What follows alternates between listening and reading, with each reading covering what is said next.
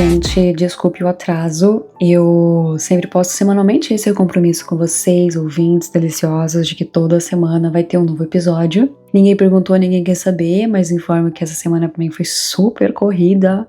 Do nada me mudei, achei outra casa, etc. E aí conciliar rolês que eu já tinha marcado, ingresso de show que eu já tinha comprado, viagem de última hora e mudança, meu senhor, sério, foi insane. Mas voltei e já voltei sabendo o tema que eu ia falar nessa semana, já tava tudo certo, tudo sob controle. Eu já tinha totalmente em mente o que eu ia fazer e segue. Então hoje, gente, semana Dia das Mães, é um tema que eu tava até esperando pra fazer ele já, não só por ser Dia das Mães e esperar por isso, mas era um tema necessário, era um tema que com certeza eu tinha que falar em algum momento. Vou explicar um pouquinho o porquê e assim, como vocês já viram no título, a ideia do tema é justamente trazer uma reflexão, né, do outro lado da moeda em relação às mães, né? E aqui é interessante porque todo mundo é filho de uma mãe, né? Nem todo mundo é mãe, mas todo mundo é filho de uma mãe. E aqui eu queria trazer um pouquinho dessa reflexão sobre as relações que nós temos com as mães, com as nossas mães, sejam ali as nossas mães sanguíneas, biológicas, de criação, de consideração, madrastas, seja o que for, né? Essa relação materna aí, essas mães que a vida nos dá. E aqui eu queria trazer um pouquinho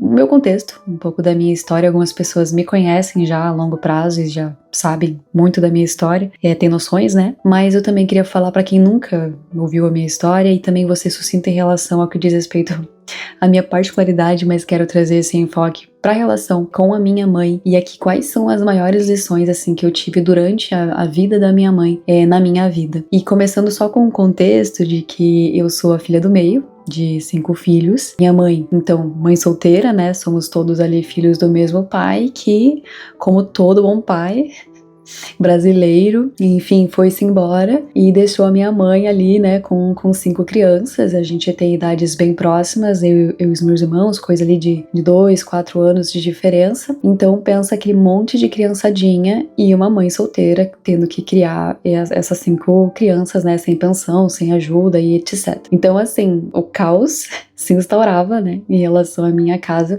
A gente nunca teve dinheiro, nunca foi uma família rica, extremamente distante de ser uma família abastada. E a minha mãe era aquela pessoa que, sabe aquele meme do eu sei fazer várias coisas porque não tive escolha, eu sou pobre? Era minha mãe, coitada.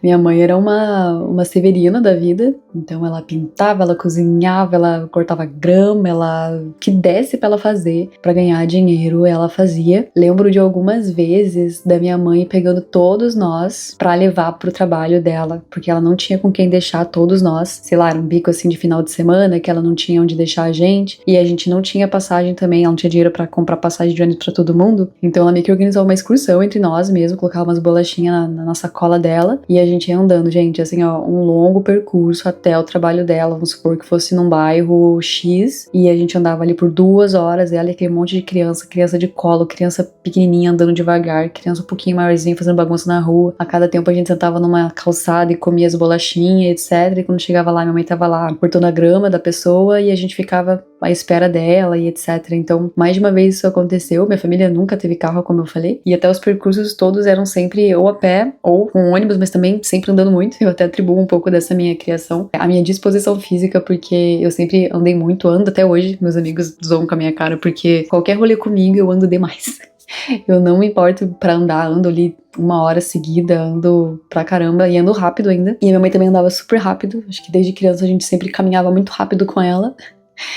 Justamente por isso, né? A pessoa não teve escolha, ela teve que criar a gente. E minha mãe sempre detestou depender de ajuda das pessoas e fazer do problema dela o problema das pessoas também. E fazia os corre dela de ter, assim, épocas de empregos de 14 horas seguidas e, enfim, toda aquela correria que quem é filho de mãe solteira sabe muito bem do que eu tô falando. E aí, um pouco nesse contexto, eu quero trazer muito rapidamente qual era, né? Como que minha mãe conseguia se relacionar conosco, filhos dela. E aqui eu já quero trazer um pouquinho desse recorte em relação ao que é ser mãe e o que é ser filho, no sentido da criação do laço. Porque, muito embora tenham ali hormônios que estimulam, né, a questão do cérebro, na questão hormonal da mãe ter um apego com seu filho, um laço, né, que a faz ter aquele ânimo pra sustentar, pra sacrificar, pra lutar, né, pra que aquela cria se desenvolva da melhor forma e que ela passe por todos as mazelas do mundo para que aquela cria se mantenha bem e saudável, coisas acontecem no cérebro, né, da mulher, desde que ela descobre que tá grávida, né, isso é comprovado já cientificamente, os hormônios já vão trazendo para ela aquilo que se entende como amor, carinho, afeto, laço, que faz todo o sacrifício ser justificado e recompensado, né, no nosso cérebro, para que tudo isso vai valer a pena, tudo bem essas dores, tudo bem esse cansaço, tudo bem tudo que tá por vir, isso já acontece. Mas que depois de um tempo é necessário entender, e eu sou muito defensora disso, eu sou muito defensora e já vou explicar o porquê, da questão da gente não esquecer e não achar que a gente tem obrigações em relação aos laços, independente de que nível seja, porque a pessoa é a tua família, é teu parente, ponto final. Não é porque a pessoa pariu alguém que vai fazer dela alguém que vai amar incondicionalmente aquele filho,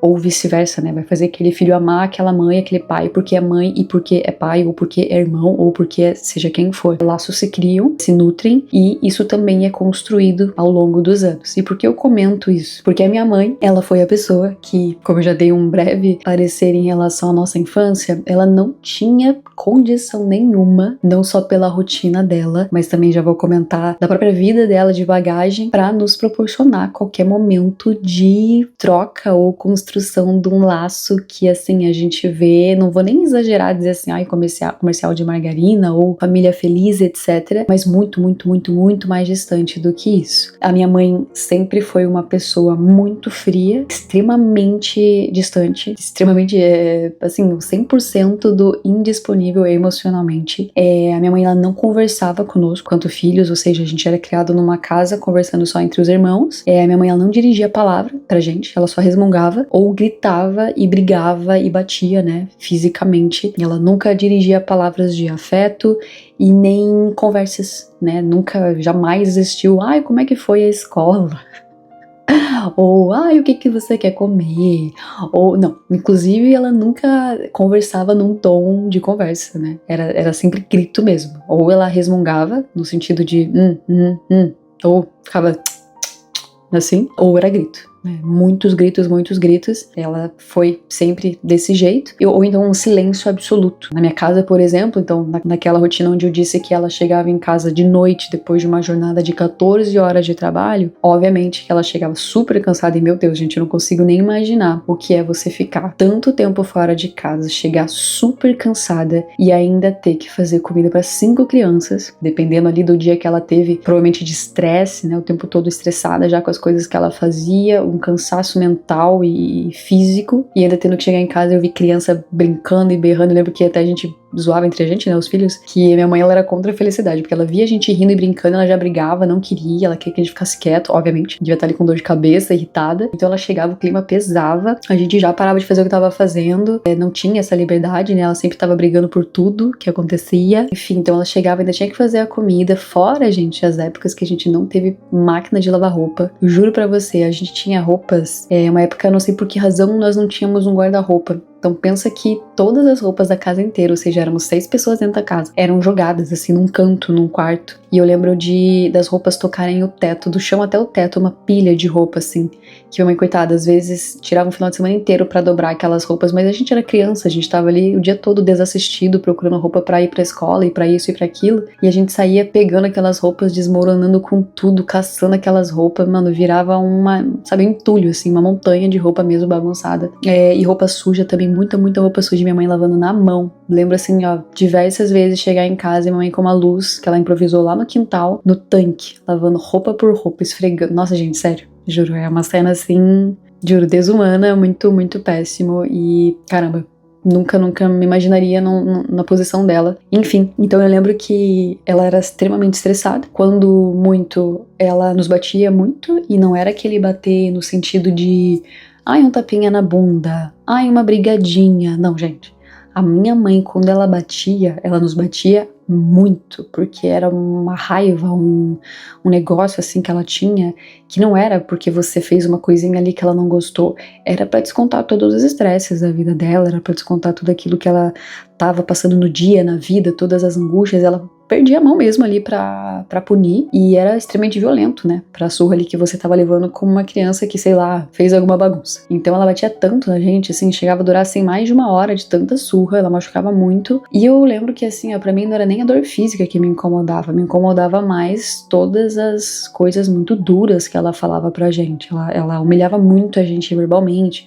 Tipo, sei lá, você ser uma criancinha e ela tá te xingando de vagabunda, prostituta, puta, que te odeia e que você... uma frase que a mãe sempre falava é que ela queria que a gente tivesse nascido com um sinal na testa pra ela saber que tinha que matar a gente pra que a gente não crescesse, não se desenvolvesse, e ela sabia que nós seríamos um estorvo na vida dela, então ela não teria que passar por isso. Sim, né, hoje eu falo com muita tranquilidade essa frase, mas eu lembro que era muito pesado de ouvir, e assim, pra coisas básicas, gente. Eu lembro que uma vez eu fui dormir na casa de uma amiguinha minha, que obviamente para um lar desse, onde só tinha grito e violência, ou um silêncio, uma distância absurdamente silenciosa, era um paraíso conseguir e poder sair de casa, porque obviamente, pensa minha mãe, deixando um monte de menor de idade sozinho, né, com a minha avó, pra quem não sabe, tinha um quintal onde tinham 2 casas, uma era da minha avó, só que pensa, minha avó era uma idosa, né, não ia conseguir cuidar de todos nós e nos prender e etc, a gente dava umas escapadas, então pra minha mãe era péssimo, porque, poxa, ela tava lá do outro lado da cidade trabalhando,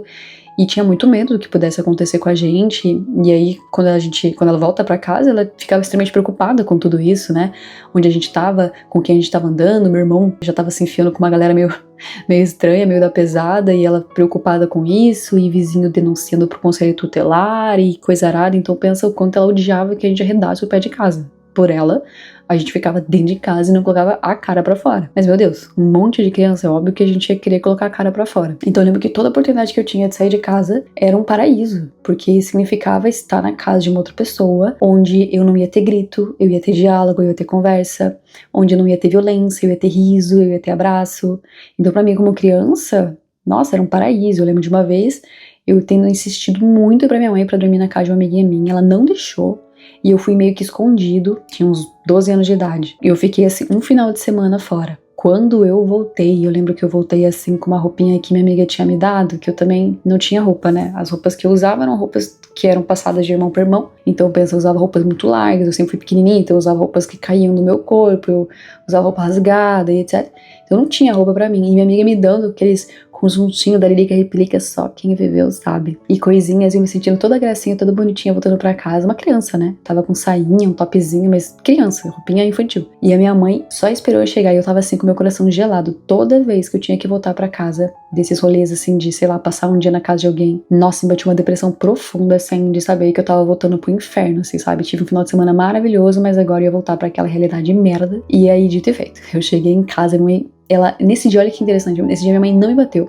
E eu até teria preferido se ela tivesse me batido. Mas ela me humilhou, assim, violentamente, né?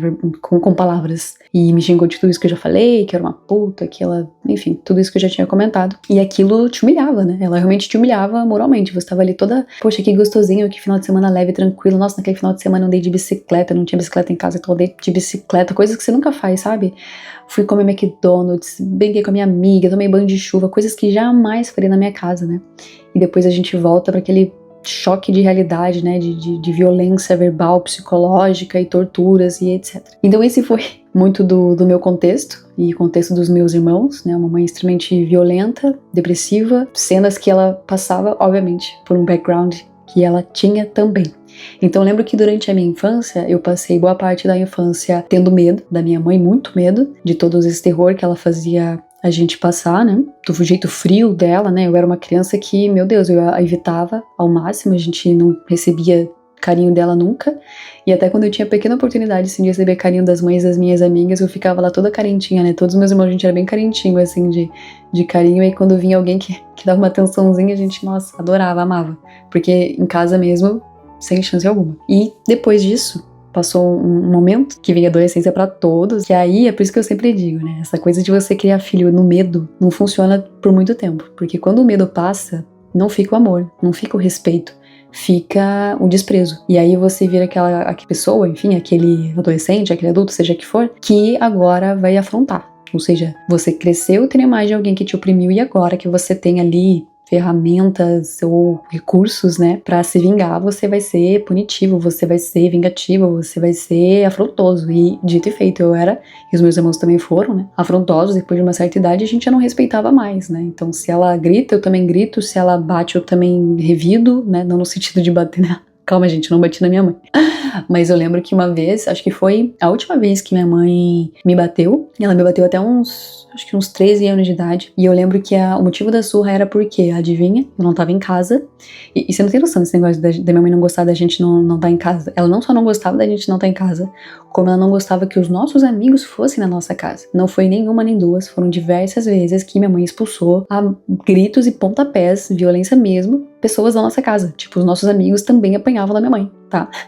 Eu lembro dos amigos do meu irmão se escondendo embaixo da cama, dentro do guarda-roupa pra minha mãe não ver eles, e eles saindo, tipo, escondido. Minha mãe humilhava, não interessa quem fosse. Minha mãe não queria que ninguém tivesse lá e que a gente ficasse sozinho. Porque imagina, né? Já vou chegar lá, a gente sabe as origens dessas preocupações, né? Na hora a gente não entende como preocupação, só entende, meu Deus, a minha mãe é o pior ser humano da Terra. Então pensa que a gente tava lá, passando por toda essa situação, e eu lembro que a última surra foi porque eu não estava em casa. Eu lembro que eu tinha uma amiga minha que ela morava a quadras da minha casa, e eu tive uma rotina ali numa época onde, antes de ir pra escola, eu passava na casa dela, a gente almoçava junto, eu passava o dia inteiro lá. Eu almoçava com ela, a gente ia pra escola junto, saía da escola, eu ia pra casa dela, tomava um café da tarde lá com ela, jantava com a família dela, ficava o dia inteiro e depois à noite eu voltava pra casa da minha mãe, arrumava as coisas e tal e ficava esperando a minha mãe. Era isso. E aí um belo dia minha mãe, as vizinhas, né, porque vizinho cagueta vai tomando gol, contou pra minha mãe ficou muito brava com isso e veio tentar me bater por causa disso, né? Ela queria que eu estivesse em casa e eu falando, mano, antes eu fosse a filha que mentia, que ia pra escola e na verdade eu tava lá fumando, eu tava lá fazendo sei lá o que. Gente, eu sempre fui a filha muito certinha. Então, tipo, eu não tava nem faltando aula, eu tava indo pra aula muito, e a gente até tava se ajudando, aí minha amiga, a gente fazia as atividades da escola junto, tava tudo certo, eu só ia na casa da minha amiga e tava tudo certo, e não, pra minha mãe não bastava isso. E enfim, eu lembro que ela veio pra me bater e eu segurei assim o braço dela, tudo que ela vinha pra tentar me bater, o que fosse que ela pegava na mão pra tentar me bater, eu segurei muito forte o pulso dela, e eu imobilizei o pulso dela, ela não conseguiu me bater de jeito nenhum, mas tentou me xingar, e eu lembro, tipo, de ficar assim, mano, não vou deixar mais ela, tipo, ela não tem mais poder sobre mim, ela não vai mais me humilhar, e eu fechei assim os meus ouvidos para as coisas que ela falava, e eu lembro que a partir dos 13 anos eu falei, não, ela não vai mais ter tanto poder sobre mim em relação ao que ela fala, e principalmente fisicamente, não vai mais tocar em mim. Isso foi pra sempre, né? Eu consegui toda adolescência fazer isso? Claro que não. E aí eu até começo a trazer aqui um pouquinho, por que minha mãe era assim? Eu acho que é importante trazer esse contexto. Eu falei da situação dela ser mãe solteira, ela está vivendo uma fase, poxa, ser mãe, gente, não interessa até se você tá casada, não interessa se você tem 20 maridos. Se você tem uma família inteira pra te ajudar a cuidar de um filho. Ser mãe não é fácil, com certeza não é. Desde o processo da gravidez, eu acho algo assim, meu Deus, eu acho que é um dos maiores, se não o maior desafio da vida humana. Ter outro humano e criá-lo. E aí pensa, ela sem esse amparo, né? Sem poder contar com meu pai. Os meus avós, coitados, também não conseguiam fazer muita coisa. Então pensa como isso já era estressante. Já não era um filho, eram 5 filhos. Pensa, cada filho era mais um esforço que ela tinha que fazer. Era mais um 100% que ela tinha que dar. Então ela tava dando já 500% dela. E aí tem também o contexto dela, que é um pouquinho do processo do que eu passei a ter no meio da minha adolescência, ali por volta dos 15, 16 anos de idade, que fez com que eu conseguisse, não só hoje, né, mas enfim, hoje como resultado disso tudo que eu vou falar, se iniciou uma compreensão do que foi tudo isso pra minha mãe e do porquê ela era assim. E quando a gente é adolescente, criança, e assim, tem muitos adultos que ainda pensam dessa forma, então eu vou colocar, quando a gente é criança emocional, obviamente, quando os nossos pais estão nos criando, eles são o nosso primeiro contato com o mundo, eles são o nosso primeiro contato com outro ser humano, é deles que vem toda a verdade absoluta, é deles que vem tudo aquilo que a gente pode ou não pode fazer, o que eles dizem pra gente é a verdade, é tudo, e aí a gente passa a seguir aquelas regras, a gente passa a ver o mundo como eles veem também, e depois de um tempo, você se habitua com aquilo. E depois você, um pouquinho mais grandinho, quando criança e passa ali, sei lá, depois dos 5, 6 anos de idade, mais ou menos, você começa a entender que não é bem assim. Você começa a se relacionar com outras crianças, você vê, sei lá, os seus tios, os pais dos seus amigos, outras famílias, você fala, caramba, mas na casa deles é diferente. Na casa deles não tem tanta violência verbal, na casa deles essas coisas não acontecem. E aí você começa a, obviamente, evidentemente, culpar. Ué, Por que minha mãe não tá fazendo isso, né?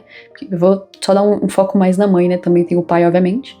Mas por que minha mãe não tá fazendo isso? Por que ela me trata assim? Olha só, a mãe do fulaninho consegue fazer isso, aquilo, outro, e minha mãe não consegue fazer. Por que ela não faz dessa forma? Por que não é desse jeito aqui? E essas comparações vêm, a culpa vem, e até falo que é na adolescência onde a gente começa a ficar mais a par de outras perspectivas do mundo, né? Por conta dessa convivência com outras pessoas.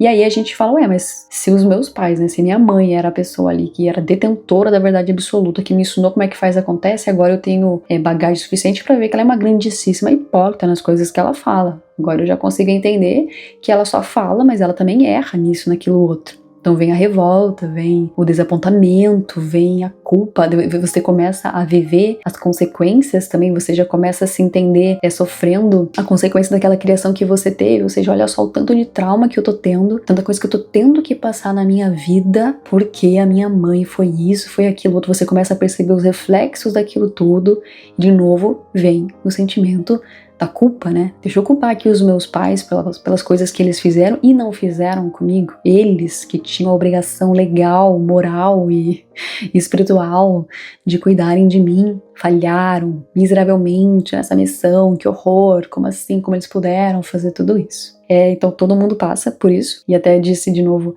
tem muitos adultos que ainda estão nessa visão sobre os próprios pais. E essa fui eu até os meus 15, 16 anos. Foi quando a minha convivência permitiu eu ter pessoas à minha volta que passaram a me instruir mais no sentido de entender o outro lado da história. Entender que a minha mãe também era filha de alguém que era minha avó e que era alguém que a criou dessa forma. Eu sei que hoje, né, e eu tô falando para adultos, a gente vê o quanto isso é óbvio, mas eu acho que muitas pessoas esquecem que ali também teve, né, um passado, ali também teve muitos traumas, ali também tem uma pilha de coisas, né, resolvidas e não resolvidas, principalmente não resolvidas, que culminam em todo esse resultado que são os nossos pais na nossa vida. Então pensa um pouquinho no contexto da minha mãe, e aqui é um pouco do caminho que eu fiz na época para conseguir entendê-la. Minha mãe, né, que nasceu na década de 60, então pensa o que era uma mulher na década de 60. A minha mãe, que era também de uma família pobre, que também tinha irmãos, né? 5 irmãos, minha avó também teve 5 filhos. Minha avó tinha um marido que estava ali com ela. Ambos também eram pessoas agressivas, violentas, nunca jamais deram carinho, nunca jamais trataram com respeito. E ao que minha mãe contava, ela era basicamente a Cinderela da casa, né? Ou seja, todo mundo fazia e acontecia. Minha mãe era a pessoa incumbida das responsabilidades, ela não era a mais velha. Acredito também que ela era ali por volta da do meio, e ela tinha muitas outras responsabilidades, tinha que cuidar da casa toda, tinha que cuidar dos próprios irmãos. Ela inclusive teve irmãos que chegaram a falecer na infância dela, ou seja, teve que cuidar de irmãs moribundas, né, ali no leito de morte. Ela que perdeu outro tio meu, no meio da juventude do meu tio, ele também faleceu. Eu lembro que eu tinha uns 4 anos quando ele morreu, e ele era um irmão muito próximo pra ela. Eu lembro o quanto ela sofreu. Então assim, ela foi uma adolescente que foi negligenciada, violentamente também, sofreu todo tipo de abuso psicológico. Por ser pobre, teve que começar a trabalhar ela falava, né, com 6, 7 anos de idade, ela já trabalhava na casa de pessoas, limpando, e ela sofria todos aqueles maus tratos, né, e estava ali sujeita a todo tipo de situação possível, por ser uma criança na casa de estranhos. E aí voltava para a própria casa, ainda tinha outras responsabilidades, outras obrigações, e toda aquela humilhação. Tinha todo um quadro de rejeição à volta dela. A minha mãe já tentou se matar várias vezes na adolescência, já ficou em depressão em vários momentos. Ela era uma pessoa com um estado bem crônico de depressão, e ela buscava desesperadamente sair daquilo, mas não sabia como. E foi quando ela, ali por volta dos 15, enfim, 16 anos, enfim, antes dos 20 anos, ela começou a se relacionar com meu pai. O meu pai, a saber, depois de já ter tido ali zilhões de filhos com a minha mãe, que ela veio descobrir que ele, na verdade, já tinha outra família, e que ele manteve, inclusive, as 2 famílias ao mesmo tempo. Olha só, veja só você, minha vida é uma novela do Manuel Carlos. E quem não, né? Que brasileiro que não tem aí uma família que tem 300 milhões de irmãos, né? os que a gente sabe e os que a gente não sabe. Aí minha mãe, então, foi humilhada por essa esposa do meu pai, além, né, dele já ter sido essa pessoa super distante, além dele ter sido esse pai totalmente ausente, além dele não ter respeitado ela. Então a minha mãe foi essa pessoa que viveu uma vida que aos 20 anos ela já era mãe e que ela morava com os pais, né, no mesmo quintal, ou seja, ela veio do interior vieram pra capital, e na capital cada filho ali se casou e saiu, foi morar mais longe, e minha mãe não. Minha mãe sempre tem aquele filho que fica, né, com a responsabilidade, e minha mãe era essa pessoa, era do perfil da minha mãe, ter as responsabilidades, como eu falei, né, a Cinderela da família. Então minha mãe morava no mesmo quintal que os meus avós, inclusive ela conheceu o meu pai porque ele era motorista de ambulância, e os meus avós, como já eram mais velhos, ela era a pessoa que cuidava deles, então baixar uma ambulância lá em casa era meu pai dirigindo, então a recorrência disso, né, gerou ali a fanfic, o flerte, enfim, e eles acabaram se relacionando, etc. E não deu certo, teve toda essa situação dele já ser uma pessoa que não era totalmente comprometida com ela. Ela depois teve essa situação, lembro que eu tinha por volta de uns 9 anos, quando toda essa situação da traição veio, e enfim, e ela já era, desde essa época, uma pessoa que trabalhava muito para nos sustentar.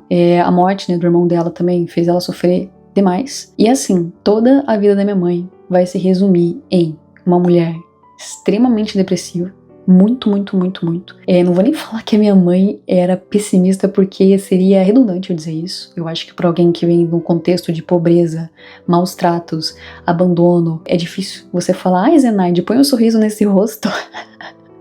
E eu lembro que as pessoas tentavam muito. Nossa, quando a mãe começava a contar as histórias dela, as pessoas ficavam até sem graça, porque elas queriam dizer pra minha mãe assim: não, vai melhorar. E elas sabiam que ela tava mentindo, porque as coisas não estavam melhorando nunca. E a minha mãe falava: cara, como que vai melhorar? Entende? Não é nem questão dela ser otimista ou não, as coisas só davam errado, né? A gente tinha muito pouco, quase nada.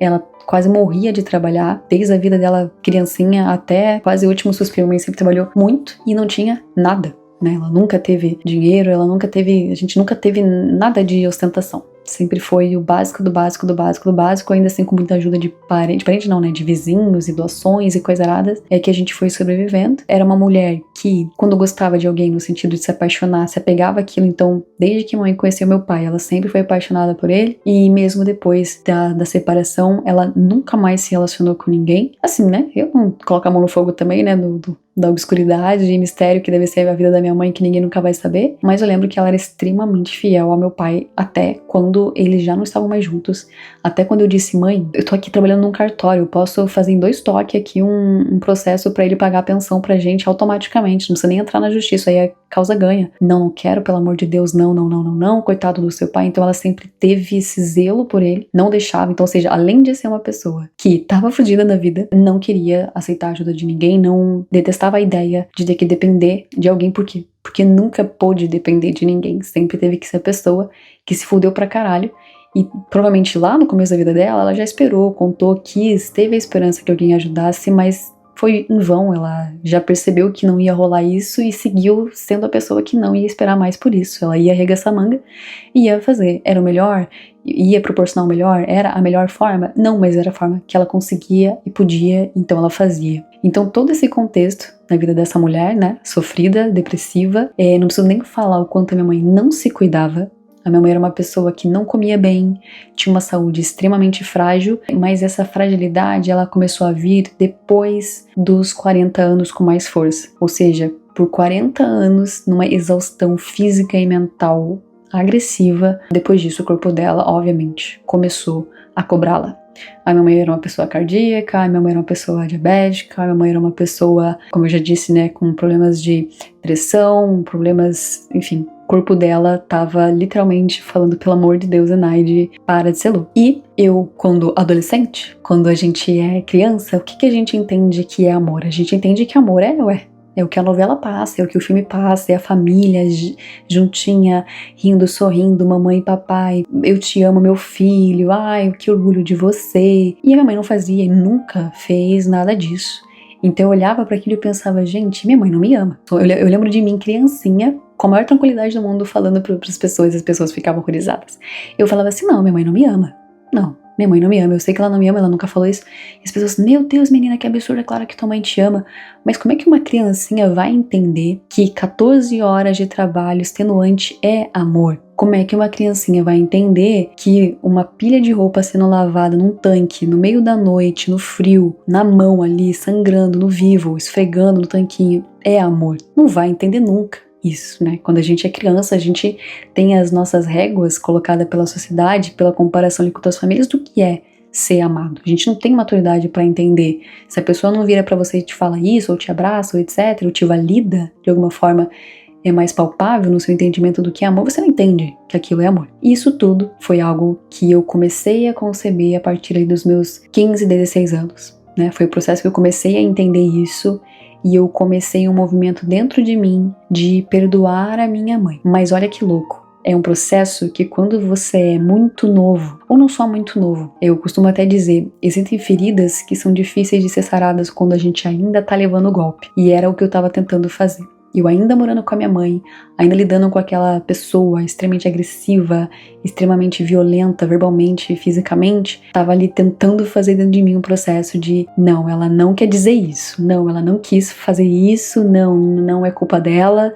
E olha o quanto isso era difícil. Eu lembro, assim, de vezes, assim, de eu estar no meu quarto, minha mãe me xingando horrorosamente. Eu, que de novo, reforço, sempre fui a filha toda certinha. Gente, eu tava voltando, sei lá, da igreja, literalmente. E a minha mãe me xingando das maiores atrocidades que você pode imaginar. E eu chorando no quarto, assim, copiosamente, só ouvindo ela me humilhar, sem poder responder. Sabe, todas aquelas injustiças que ela tava falando de mim, tudo aquilo que ela falava pra me ferir, pra me deixar mal. E eu não ia revidando, porque eu pensei, cara, e mentalizando assim, ela não quer falar isso, ela não, sabe, é da boca pra fora. Então isso foi um processo, assim, da minha vida muito, muito, muito difícil. Porque, de novo, a gente fica, poxa, tem ali aquele espacinho, né? Fica aquele buraco pra gente também. Ok que ela passou por isso, ok que ela sofreu.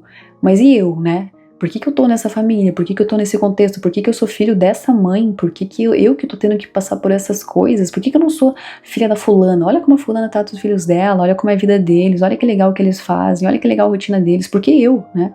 Então a gente fica se sentindo até injustiçado, né, pela vida. Caramba, eu não mereço isso, não mereço ser tratado dessa forma. E de novo, eu era uma pessoa extremamente certinha.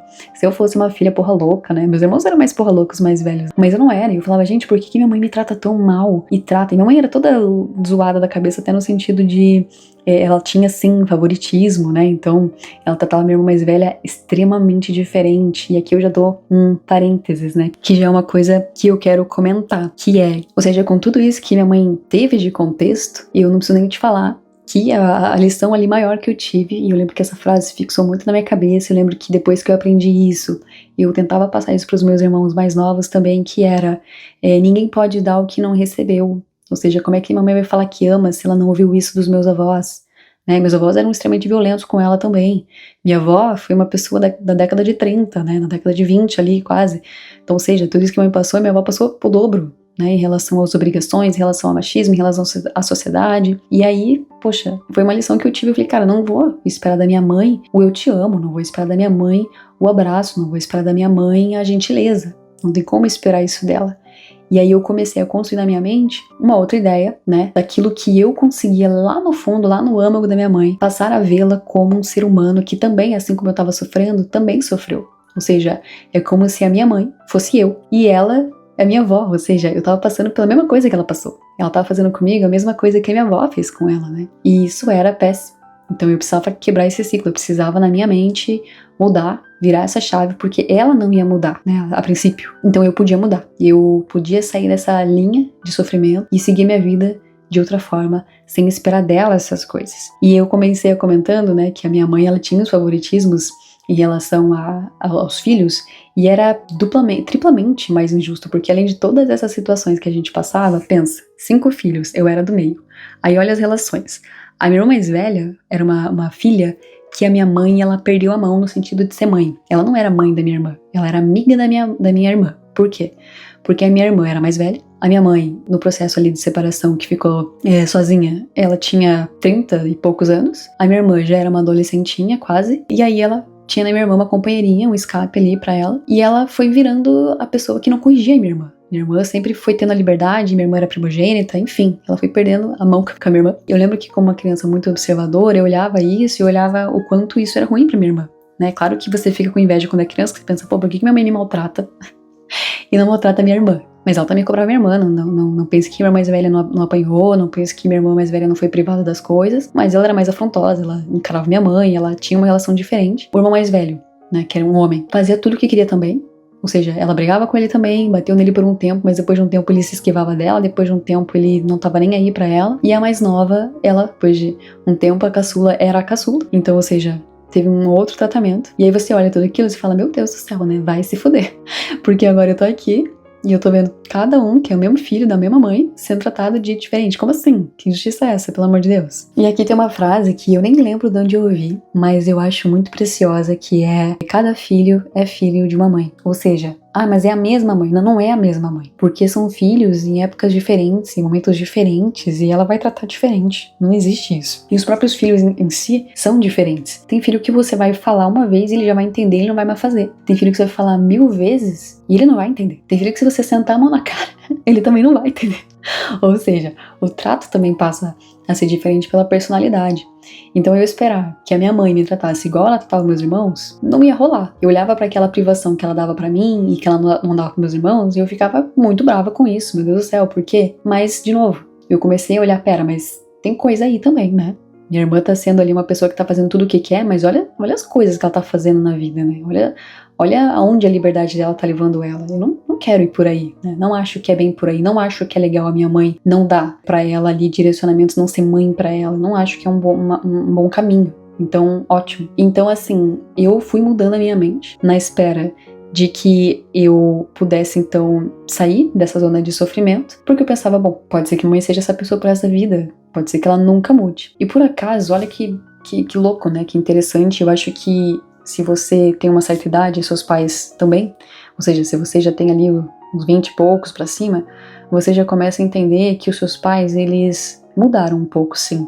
Para pra pensar quem eram os seus pais lá no começo, e a partir ao longo dos anos, como que eles foram ficando, como que eles foram se comportando, as coisas que foram piorando, as coisas que foram melhorando, porque também tem isso. E eu lembro que a minha mãe, ela tinha uma coisa, por contexto dela, né? A minha mãe, ela não tinha estudo, e ela queria que a gente estudasse, etc., mas mesmo assim, meio que ela não conseguia incentivar muito a gente, porque nem ela conseguia explicar pra gente, ela não conseguia ajudar com lições de casa, por exemplo, e coisas do tipo, né? Mas a minha mãe respeitava muito quando a gente conseguia um trabalho.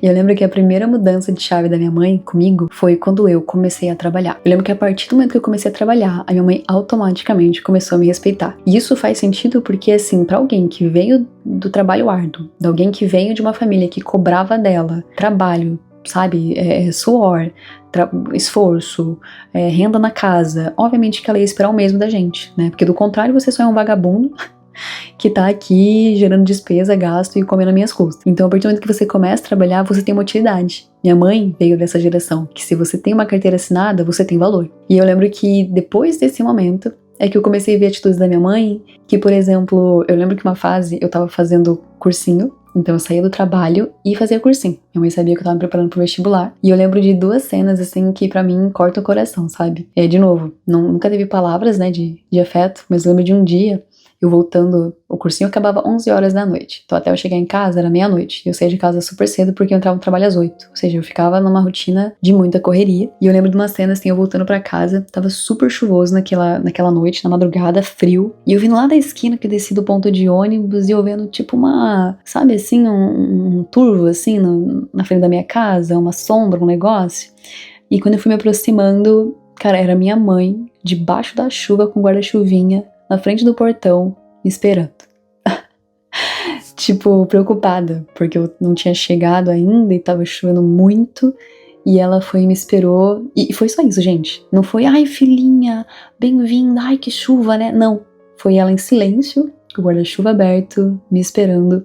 E quando eu cheguei em casa, ela me escoltou ali, foi comigo até dentro de casa e pronto. Mais nada foi dito, ela voltou pra casa também. E ali se entendeu que ela tava preocupada, me viu chegar, despreocupou-se. E outra também que era, eu lembro que quando eu chegava com fome e eu não tinha jantado, etc. E às vezes ela já tinha feito a janta fazia horas, a janta já tava até guardada, fria na geladeira, etc. E um dia de estresse lá, eu acho que eu comentei alguma coisa reclamando de comida, tipo, poxa, pra mim não sobra nada, ou poxa, não tem comida nessa casa, sabe o famoso, né, que a gente reclama dessas coisas. E de novo, eu lembro eu chegando em casa meia-noite, e a minha mãe sonolenta pra caramba, porque ela tava trabalhando pra caramba, né, ela dormindo em pé, gente, na frente da frigideira, fritando um bifinho pra mim, pra eu chegar e ter uma comida quente. Nossa, nunca mais reclamei.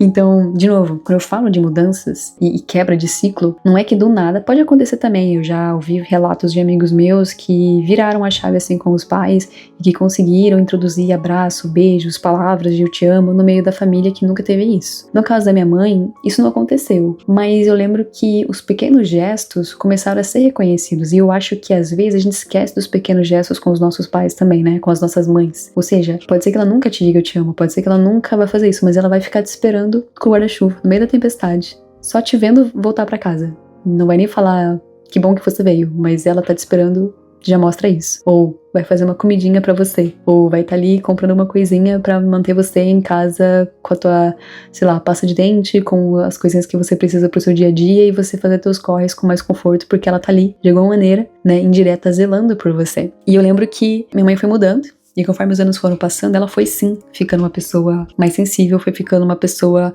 um pouquinho mais aproximável, por assim dizer, sabe? Assim, você conseguir se aproximar um pouquinho dela, mas de novo, silêncio absoluto, sem troca de palavras, não sabia se comunicar, não sabia entender os próprios sentimentos, enfim. E aí, teve um episódio que achei ele marca ali a metade da vida da minha mãe um pouquinho mais pra frente. Lembra que eu comentei que a saúde da minha mãe era muito frágil? E depois dos 40 anos, o corpo começou a cobrar ela de todo esse desdém que ela teve dela mesma. Coitada, né? Não foi nem escolha dela, mas ela não teve outra opção, né? E aí eu lembro que teve um momento da minha vida, da vida da minha mãe, que ela teve uma infecção generalizada na corrente sanguínea e ela ficou na UTI por 2 meses. Ela literalmente quase morreu. Chegou a ser colocada em coma, né? Induzido. Ficou muito mal mesmo. A gente já tinha tido a notícia do médico de tipo, ó, já espere o pior, porque eu lembro da frase da médica, ela falou assim, o coração da tua mãe não bate, ele apanha.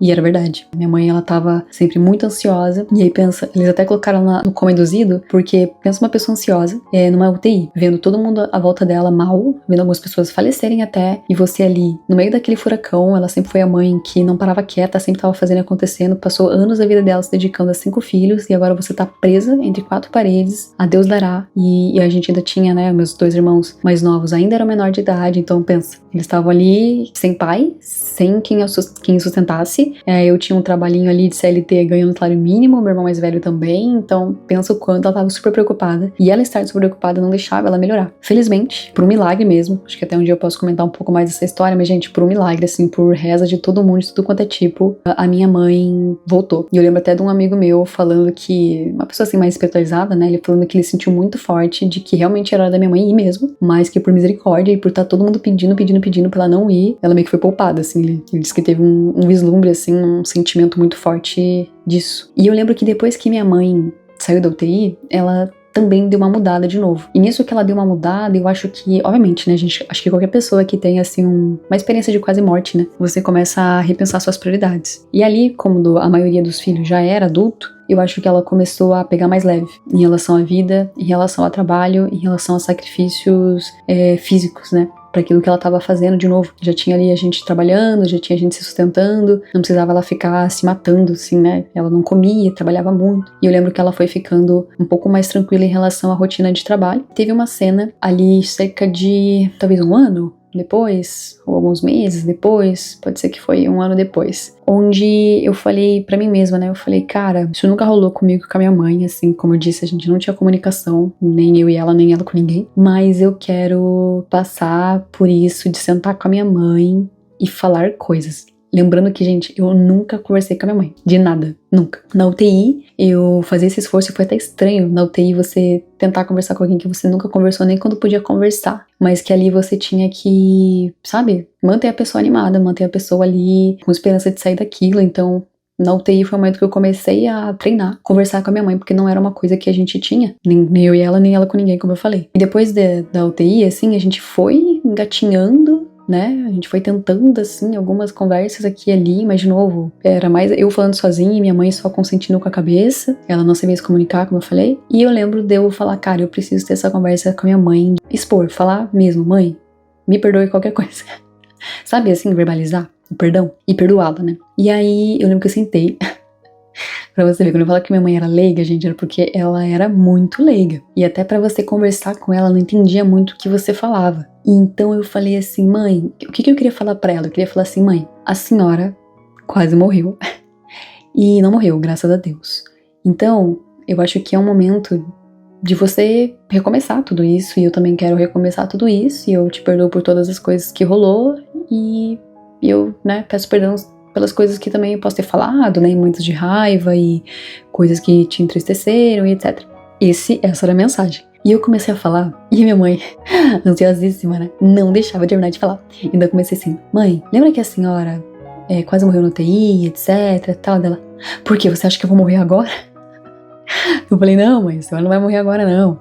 Então, queria falar que eu peço perdão dela. Você tá saindo de casa? Ou você tá indo embora? Tipo, ela não deixava eu falar, gente. Mas aí eu me surpreendi muito depois de um tempo, né? Tentando explicar pra ela. E ela conseguiu entender. Cara, foi muito interessante porque a minha mãe, ela verbalizou pela primeira vez, assim, ela reconheceu as coisas, sabe? Provavelmente ela já tinha reconhecido e por isso que eu também trago isso pra comentar que, meu, pai e mãe é um poço de remorso. Porque, de novo, o que os pais fazem é o que eles sabem fazer na época. É o que deu pra fazer. Né? E eu lembro que minha mãe falou assim, cara, você não me deve perdão de nada. E eu é que devo desculpas por ter descontado em vocês toda a raiva, todos os estresses que eu tinha na vida, eu sei que eu descontei tudo em vocês. Né? Tipo, os meus filhos, quem tava perto de mim, sofreu com tudo isso. Claro que ela não falou dessa maneira tão polida, né? Ela falou do jeito mais simplesinho possível, mas essa foi a mensagem. Eu nem lembro se a gente se abraçou ou não, mas, tipo, acho que foi irrelevante. Acho que só ouvir dela, assim, foi algo... E, de novo, quando eu fui falar com ela isso, eu não tava com expectativa que ela pedisse perdão nem nada. Eu queria falar por mim. Eu queria informá-la de que a perdoava.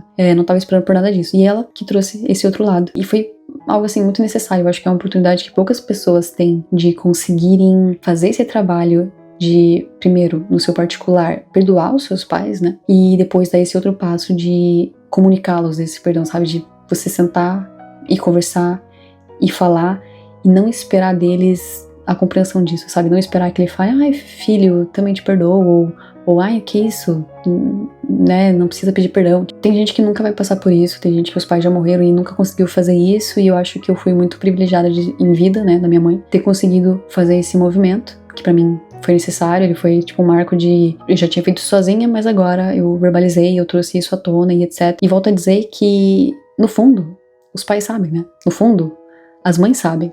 Como eu falei, cada ano é um ano pra uma mãe. Cada filho é filho de uma mãe. Então, quando elas vão ganhando mais maturidade, elas vão vendo e ficam pra trás, né? Olhando e falando, cara, eu errei nisso. E quando elas falam assim, eu olhei pra trás e errei nisso, esse errei nisso lá atrás, não é, sei lá, falei mal aquele dia lá no shopping, não.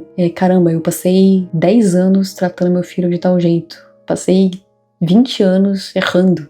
Não é pouco tempo, é muito tempo. Ou pelo menos tempo suficiente pra trazer uma consequência na vida dos filhos e na relação dela com os filhos, que às vezes beira o irreparável. Então pai e mãe são um poço de arrependimentos. E é até interessante porque eu passo a reparar, né, faz anos já que eu reparei nisso, o quanto as pessoas, conforme vão ficando mais velhas, vão ficando mais sensíveis. Já percebeu isso? Vão ficando mais doídas, vão ficando mais, sabe? Eu entendo assim que é uma coisa do remorso mesmo, sabe? Cara, as coisas vão pesando, aquilo que foi dito, aquilo que não foi dito. Parece que a vida vai passando, as pessoas vão tendo tempo pra, sabe, assim, digerir tudo que tá acontecendo à volta delas, e elas vão vendo, caramba, olha o tanto de tempo que já passou, tanta coisa que já aconteceu na minha vida, tanta coisa que eu já fiz, quanta merda eu já fiz, tanta coisa que eu já causei, porque eu não sabia fazer diferente. E eu falo essa história toda da minha mãe pra falar que assim, gente, se você parar pra olhar a mãe violenta, que humilhava, que torturava... Gente, a mamãe chegou a ser denunciada pro conselho tutelar no nível dela ter que pagar, enfim, cesta básica, pro conselho tutelar por maus tratos. Né? Não só por deixar a gente sozinho, porque ela não tinha escolha, mas por violência mesmo. Minha mãe batia muito na gente, você não tem noção. Era muita humilhação mesmo. E, pensa, eu olhar pra uma pessoa dessa e falar, nossa, minha mãe me ama, mesmo assim... Não é algo fácil, né? E eu acho que tem gente que não passou nem metade disso, mas ainda tá brabinho com a mãe, né? Ainda tá ali, ó, mas a minha mãe não fez não sei o que pra mim. E porque você tava com uma expectativa de uma coisa que a tua mãe não sabia fazer diferente, cara. Não, mas ela não sabe, mas ela não veio, mas... De novo, lembra que eu falei Quando a gente é criancinha emocional, também se insere nesse exemplo, a gente pega a nossa expectativa do que é amor, porque a gente compara com os outros, mas principalmente vem essa decepção com os pais, essa cobrança neles, porque a gente fala, caramba, mas você é quem me colocou nesse mundo, você tem essa obrigação, como assim você me colocou nesse mundo e você não sabia exatamente, perfeitamente tudo que você tinha que fazer e você não acertou em todas? Como assim você falhou tanto assim, né? Olha só, gente, como se fosse você vivendo, você esquece isso tudo, você, ser humano, você acerta todas? Você toma as melhores decisões sempre? Claro que não. A gente não faz isso na nossa vida interpessoal, que dirá na criação de um outro ser humano. Gente, é impossível isso acontecer. Eu lembro que quando uma amiga minha engravidou, né, e ia ser mãe, e ela já tava ali perto de ganhar, e ela tava preocupada, né, com a criação do que seria o filho dela. E eu falei, amiga, não se preocupa, você vai falhar. É intrínseco, não adianta. Você pode tentar ser a melhor mãe do mundo e você, tipo, ou vai sufocar muita criança, ou vai deixar solta demais, ou, tipo, essa criança vai ter traumas, né? A vida é isso, a vida é trauma. Nascer é traumático, viver a vida é traumático. Tudo é pancada, tudo é reflexo de um reflexo de outro reflexo, ou seja, você não pode dar aquilo que você não teve, então você vai ficar espelhando as coisas que aconteceram com você e com seus pais. Isso vai se reverberar enquanto alguém não sentar e falar, não, isso para agora, isso muda agora, isso... chega, basta disso. E com a minha mãe, eu sinto que eu consegui fazer isso, de novo, não é que mudou. Ai, depois a minha mãe, ela só me tratou com beijos e abraços e a gente nunca... Não, gente. Minha mãe seguiu sendo a pessoa silenciosa, a pessoa que já não era mais violenta, graças a Deus, fisicamente, mas ela tinha, assim, os rompantes dela verbalmente, ela era uma pessoa bem estressada. Eu saí da casa dela com 26 anos e, obviamente, quando eu depois voltava só pra visitá-la, ela não tava ali gritando comigo nem nada, mas eu lembro o quanto era desconfortável e eu me sentia, não digo mal, mas me sentia assim um pouco, sabe, assim, chateada da gente não ter tido uma criação de laço que nos permitisse ter uma relação um pouco mais próxima. De novo, expectativa minha, né? Comparação minha. Mas, por exemplo, depois de casada, eu tava lá na minha casa recebendo a minha mãe, fazendo um café da tarde pra ela, e eu queria que a gente tivesse assuntos, eu queria que ela se sentisse à vontade, eu acho que era isso, sabe? Eu queria que a mãe se sentisse à vontade na minha presença. Mas ela tinha tanto remorso do que ela não foi pra mim, ela tinha tanta vergonha, eu digo assim, a palavra que define a minha mãe era constrangimento. A minha mãe, ela era extremamente constrangida com a minha presença, muito, por saber nas coisas que ela falhou, por ver a pessoa que eu era. E eu vou falar assim, a minha mãe, ela nunca dirigiu palavras de orgulho pra mim, mas eu via nela o orgulho. E eu lembro de uma vez eu ver ela assim, escondidinha, bem baixinho, falando pra vizinha bem de mim. Tipo, ai, a Catiele, isso, aquilo outro. Mas ela jamais diria isso pra mim. Nunca, tipo, não conseguiria, assim, sabe? Mas, poxa, eu era muito certinha, gente, sempre fui muito correta. Me viu, fui a única filha que, poxa, terminou a escola, entrou numa faculdade, né, ganhou uma bolsa integral pra estudar na melhor faculdade da cidade. Me formei, saí de casa, ela me viu me casando no cartório, primeira filha que casou também. Ela me viu realizando muitas coisas e ela via o ser humano que eu era e a mulher que eu fui me tornando, e ela viu que ela não sentou comigo e falou, filhinha, é assim, assim, assim que você faz. E mesmo assim eu fui indo. Eu fui fazendo um trabalho na minha mente, onde eu olhava pra minha mãe e pensava, ela não é a pessoa mais carinhosa do mundo, mas olha a garra que ela tem de sair todo dia e trabalhar e fazer acontecer. Olha a coragem que ela tem sabe, de ter empeitado esse mundo com 5 filhos embaixo do braço e falado assim, a gente vai andar por 3 horas seguidas, debaixo do sol, com um pacotinho de bolacha e uma garrafa d'água, pra você sentar lá na graminha e ver a mãe cortar a grama da fulana pra ganhar, sei lá, 50 reais, e a gente vai botar com 50 reais e eu vou comprar uma coisa pra gente comer no final do dia. Gente, quem é que faz isso, pelo amor de Deus? Você hoje, jovem, saudável, você anda 2 horas? Você não anda nem 30 minutos. Entende? Ainda mais nessas circunstâncias. De novo, não foi opção da minha mãe. Ela foi colocada nessa situação. E você pode ser o ser humano mais cheio de virtudes intelectuais e até físicas e psicológicas. Mas, de novo, gente, você tá sendo colocado num contexto totalmente diferente. Quem seria você se você tivesse hoje 5 filhos e fosse sozinho e não tivesse como contar com ninguém? Será que você teria o seu smartwatch? Será que você teria seu iPhone na mão?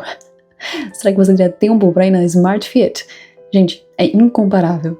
Então, aqui eu tô falando, né, da minha mãe teve 5 filhos, mas mesmo um filho já muda completamente a rotina de um ser humano.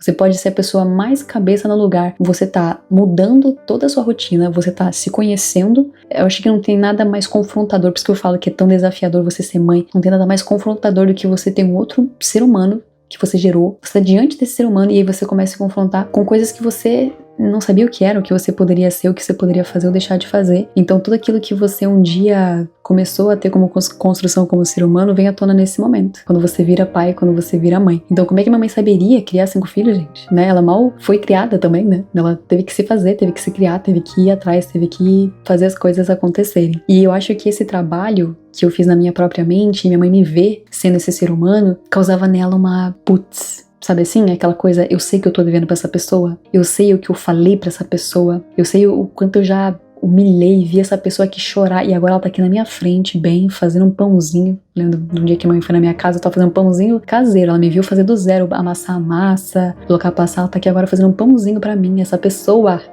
que comeu o pão que eu amassei. No sentido figurado, mas também literal. E agora ela tá aqui me recebendo na casa dela. Ela, que eu já falei as maiores atrocidades, me perdoou e tá aqui me tratando bem. Meu Deus, olha o constrangimento, gente, que era pra minha mãe. E eu via no semblante dela esse constrangimento, ela ficava cabisbaixa, mas eu sei que tem pais que se sentem iguais e que não agem dessa forma. Tem pai que se sente igualmente constrangido, mas vai reagir de uma forma a te tratar mal, a te tratar, querer te rebaixar. Por quê? Porque no fundo também tá constrangido, mas reage de uma outra forma. Olha que loucura que é isso. Ainda vai continuar querendo te fazer sofrer pra tentar compensar, assim, do tipo assim, eu tô me sentindo mal por ter falhado com essa pessoa, mas ela também não merece. Não, mas ela também, você entende? Tem pais que ainda estão nesse caminho, né? De se conhecerem também como seres humanos até os dias de hoje. Ainda são essas crianças emocionais, né? Ainda estão passando pano pra si mesmo, né? E isso era tão ruim em relação à minha mãe, desse constrangimento, que, de novo, aqui eu tô dando um exemplo de, sei lá, uma visita esporádica que ela ia ter na minha casa, mas assim, de novo, depois de alguns anos, a minha mãe voltou a ficar muito mal da saúde. E foi um momento que não teve pra onde correr, ela tava com câncer. Foi diagnosticada com câncer. E eu lembro que no momento que eu soube que ela tava com câncer, minha irmã me avisou por mensagem no WhatsApp, enquanto eu tava no cinema. Eu lembro que era um filme que eu tava assistindo. Depois da mensagem que eu li, eu não consegui nem prestar atenção mais no filme. Eu vi, o filme que eu vi, na verdade, foi o filme da vida da minha mãe passando na minha frente. E eu pensando, mano, que merda. A minha mãe vai morrer. Eu sabia, eu tinha certeza absoluta que a mãe ia morrer de câncer, porque eu falei, cara, o corpo dela já foi longe demais, sem ter sido cuidado, sabe, assim, a vida dela, assim, a questão física dela, ela não tem força física pra lutar contra um câncer. Ela vai tentar, porque ela é guerreira, né, sempre foi, e ela vai tentar o máximo dela, mas eu sabia que aquilo era uma data, assim, de validade, era uma coisa ali que em algum momento ou outro ia acontecer e de ter feito. E eu lembro que o processo da minha mãe, né, tratando o câncer, ele foi muito doloroso pra mim. Eu até digo que quando a minha mãe morreu, eu não chorei, porque eu chorei de ver ela viva morrendo aos poucos. Aí eu chorei. Quando ela morreu foi um alívio pra mim, porque eu falei, nossa, que bom que ela parou de sofrer. Porque ver alguém definhando na nossa frente como é o câncer, né, gente? Quem passou por isso sabe. Um dia eu quero fazer só um episódio sobre isso. É doloroso ver alguém que você ama sofrendo, se definhando, ficando senil, ficando fraco, mudando a aparência física, o corpo todo, meu Deus, foi péssimo pra mim. E eu lembro que quando eu me dispunha a cuidar da minha mãe, olha só, ela tava tão constrangida, gente, ela naquela situação, mal, fraca, ela ainda tava extremamente constrangida e ela não me deixava cuidar dela, ainda assim, olha que louco isso. Eu lembro de, sei lá, eu tirava o dia pra ficar só em casa pra cuidar dela, nem tinha o sistema de home office no meu trabalho na época, eles deixavam eu ficar em casa pra cuidar da minha mãe.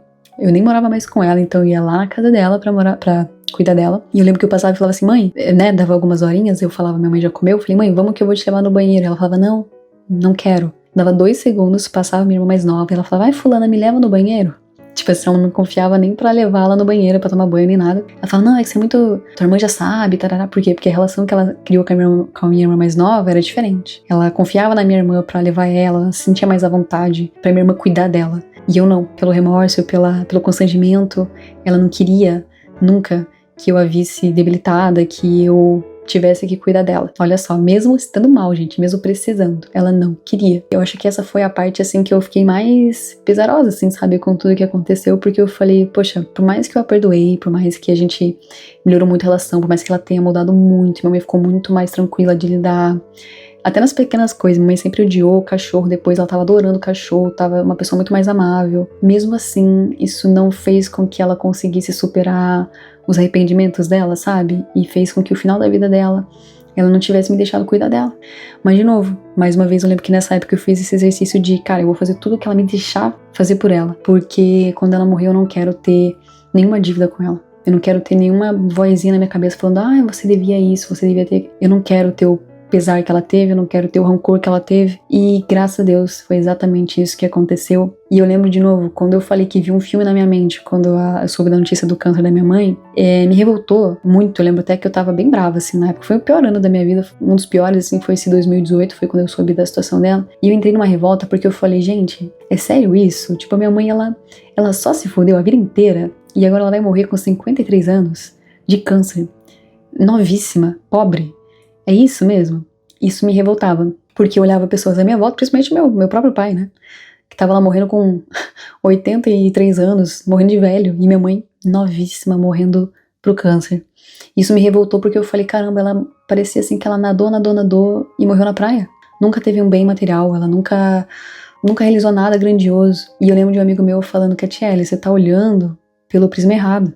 Você tá comparando os ganhos, as conquistas da tua mãe nos teus parâmetros, né? Na tua óptica. Mas pra tua mãe, olha quem ela tá deixando pra trás, né? Olha os filhos criados que ela tá deixando pra trás. E eu lembro que foi até esse discurso que eu usei no velório dela pra até mostrar, falar assim, gente, a gente não tá chorando, quer dizer, eu não tava chorando, né? E aí eu falei justamente isso, eu falei, olha, eu já chorei demais, eu minha mãe sofrer e agora eu sinto orgulho da mãe que ela foi. E eu acho que ela ter descansado, eu sinto assim, falando agora também pra vocês, né? Eu lembro que naquela vez lá atrás, que ela tava no UTI, lá no começo que eu falei, né? Eu sinto que, cara, se existe uma parada que é muito verdade, assim, é o poder da mente. E eu lembro que a mãe ela tava tão preocupada de deixar os meus irmãos mais novos, a Deus dará, que eu acho que aquilo foi uma das coisas que ela, assim, ó, brigou, sei lá com quem for, seja com Deus, seja com a morte, mas ela falou, cara, eu vou voltar sim e eu vou terminar de criar os meus filhos.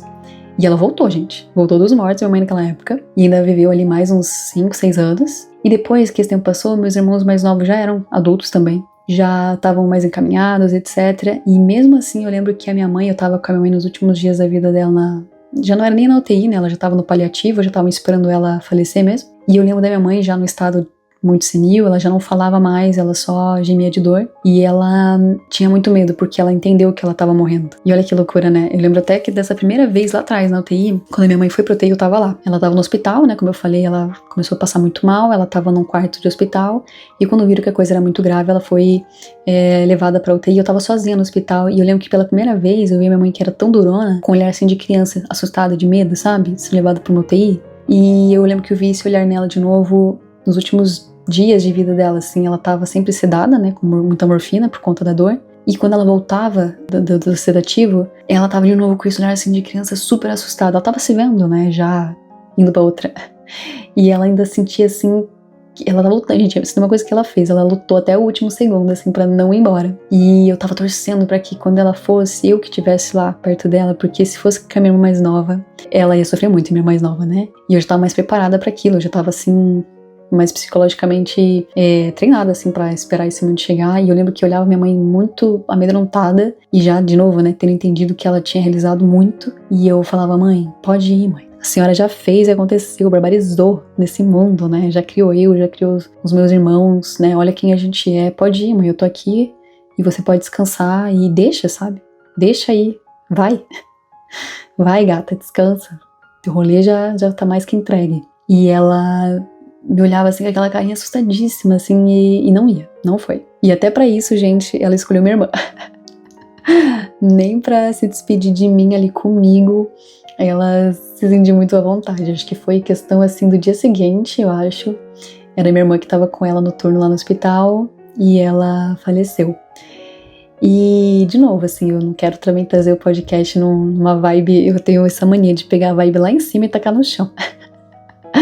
Mas o que eu quero trazer pra vocês é que eu sou muito leve com o papo minha mãe. Eu falo assim com muito orgulho, meu coração sempre fica muito quentinho. Nossa, eu tenho zero, sabe assim, até falando dessas histórias quando ela me humilhava e me espancava e tarará. Gente, vem zero coisa ruim no meu coração. Não lembro disso com mágoa, não lembro disso com raiva. Não foi a imagem que eu guardei da minha mãe que se cristalizou na minha mente, não. A imagem que eu tenho da minha mãe, e até, olha que louco que isso é, né? As pessoas ouvem tanto eu falar da minha mãe na minha volta, que a maior parte das pessoas não conheceu a minha mãe. Os meus amigos não fazem ideia, pouquíssimos amigos meus conheceram a minha mãe. Só meus amigos da adolescência e da infância conheceram a minha mãe. O restante, que a maioria nunca viu ela. Mas todo mundo à minha volta sabe que minha mãe é foda.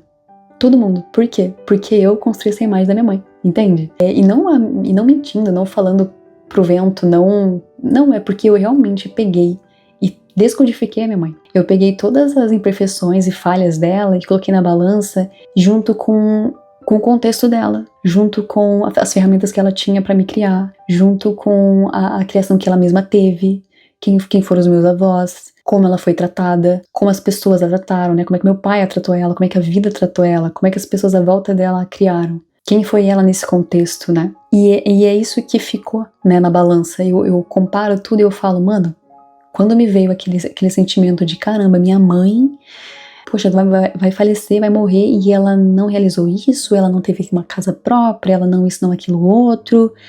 Quando eu olho pra isso, sim, você fala, caramba, minha mãe nasceu fodida, morreu fodida, que droga. E não é isso, né?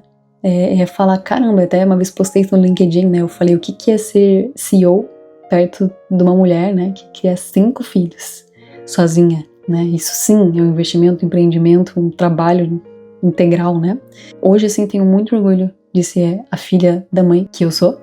E eu até fiz uma camiseta que eu vou postar pra vocês verem também, que eu fiz pra minha mãe, que é uma foto dela na adolescência, que eu acho lindérrima, a foto dela. E escrito, né, mãe solteira de 5. E, de novo, minha mãe me ensinou, assim, a ter muita força. Tem coisas que eu ainda não vou mentir, eu ainda tenho, assim, de espelhado dela, que eu tenho que lutar um pouco contra, que eu também sou uma pessoa que não sei receber ajuda, né? Então eu sempre aprendi muito com ela que eu não podia contar com a ajuda de ninguém, eu saio fazendo as coisas sozinha, sempre muito durona, sempre muito isso, aquilo, outro, aprendi muito isso com ela.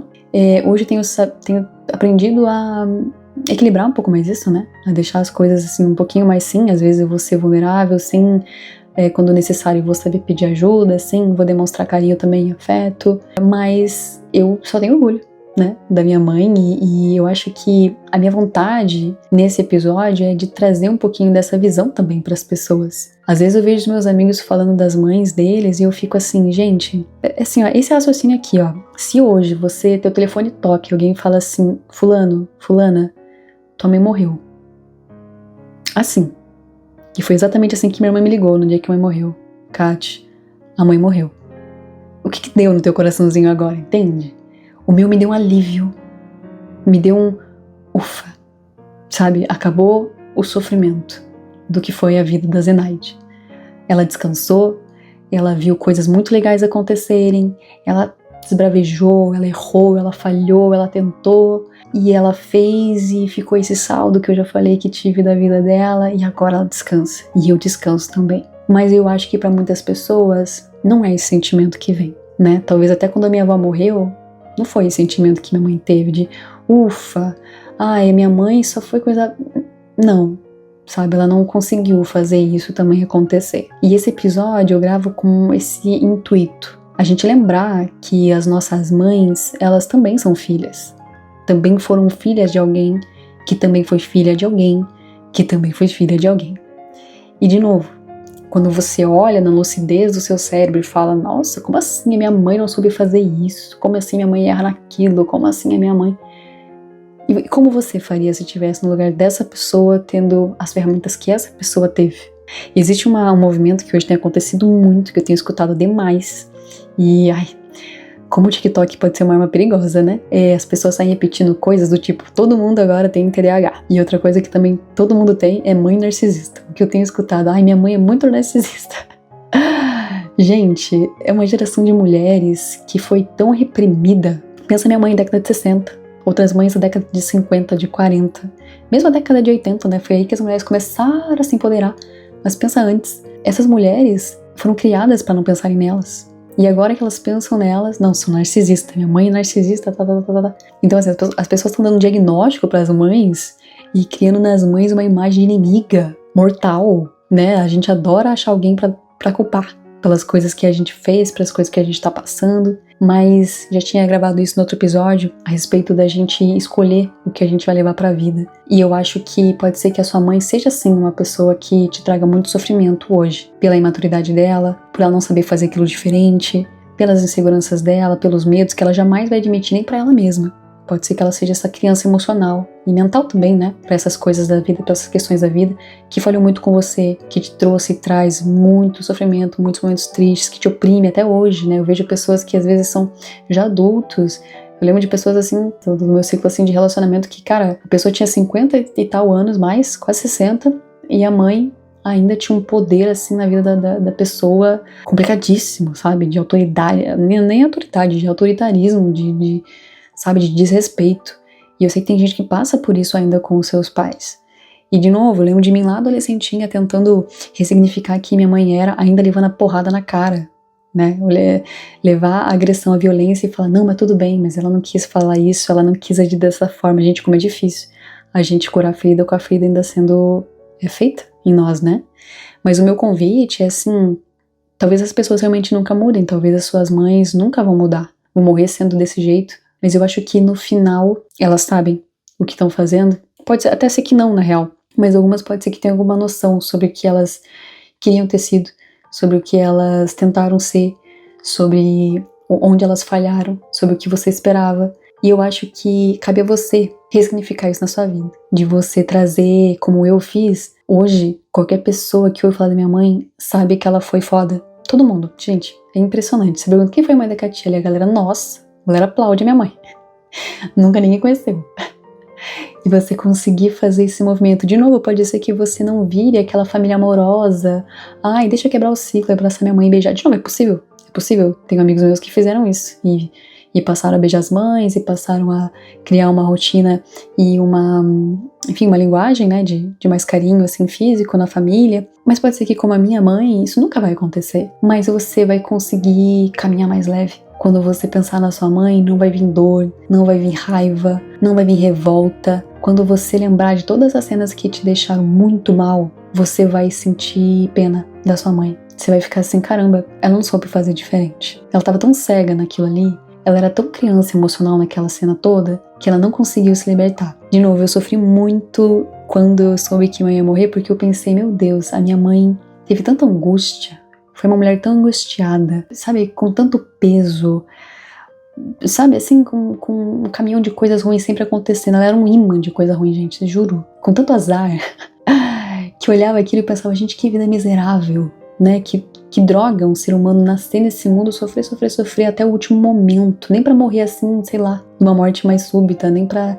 Não, ela teve que passar 2 anos de quimioterapia, sofrendo, vomitando, ficando enjoada, tendo dores, gemendo, até o último suspiro dela ela teve dores. Não foi leve, nunca. Ela nasceu, né, passando por todos os traumas e morreu assim também.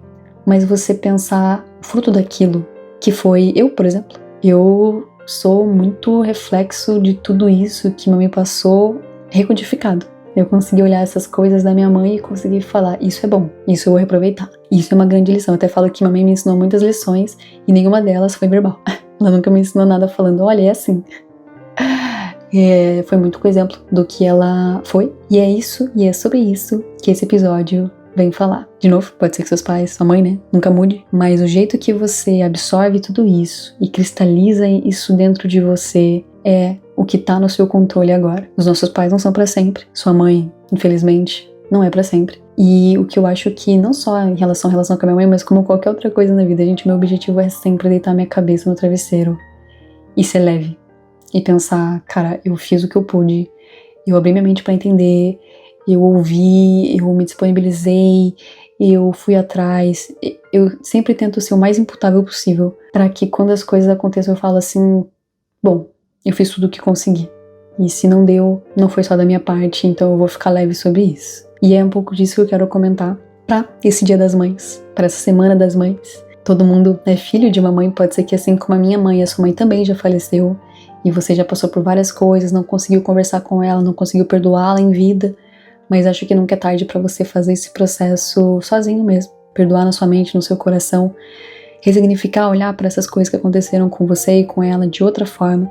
Entender que ela é sim uma criança, gente. Os pais não viram... Eu acho que é isso que as pessoas não entendem. Eles acham que as pessoas põem filho no mundo e elas viram expert. em ser um ser humano totalmente sábio. E não, eles continuam sendo crianças, continuam sendo errados em muitas ideias e vão propagar aquelas coisas erradas, né? Assim como fizeram com eles também. Então pega leve, lembra que você também erra e os seus pais erram também. É um pouquinho disso.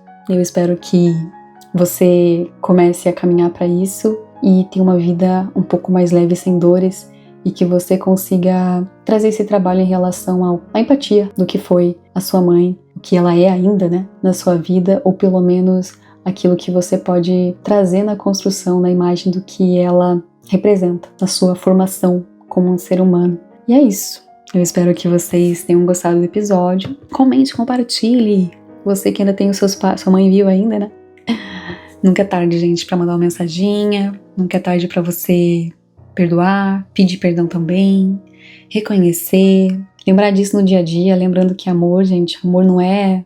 Ai, no Dia das Mães eu lembrei, no Natal eu lembrei, no aniversário eu lembrei. Gente, tem todo dia escolhas. Hoje a gente tem uma geração que detesta, né? Ai, eu vejo gente reclamando assim, ai, meus pais são muito grudentos, muito pegajosos. Ai, amor, experimenta ter um pai ausente pra você ver uma coisa. Experimenta ter uma mãe que te odeia. Experimenta. Então assim, valorizar essas pessoas que se dedicam tanto, né? Eu até sempre falo, gente, as pessoas quando fazem coisas pra gente, elas fazem coisas que elas queriam que a gente fizesse pra ela. Então, se sua mãe te liga muito, liga você também pra ela. Talvez ela te liga tanto porque você também nunca liga, né? Ou, se tua mãe tá sempre te dando coisinhas, dá coisinhas também, sei lá, né? Gera pra ela uma experiência que ela também gosta. Coloca, insere ela na sua vida, né? Até tem uma amiga minha, se ela estiver ouvindo esse podcast, duvido, né? Que ela é uma sem vergonha jaguara. Mas eu lembro que ela tava numa situação onde todos os irmãos casaram e ela foi a única filha que ficou em casa, só com a mãe. E ela tava sentindo meio bad vibes, né? Vem aquela comparação. Eu falei, amiga, eu acho que agora é o momento de você ter a melhor relação com a sua mãe da vida inteira. Porque agora você tem sua mãe só pra você.